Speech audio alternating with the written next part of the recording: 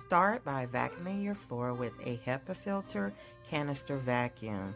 There are so many really great brands of these. Some that we recommend are the Sanitaire Canister Vac, the Eureka Mighty Mite Vac, and the Hoover Commercial Vac. These are all wonderful. Photobomb.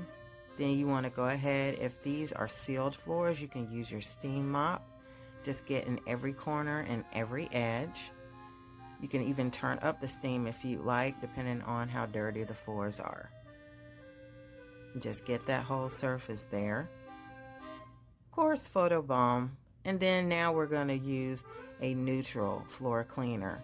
Now you do not have to do this after steam mopping, but this method of mopping is great for floors that are not sealed or floors that are sensitive, such as wood floors or pergo floors. This is what we use, Odoband Neutral Rinse. Have a wonderful day.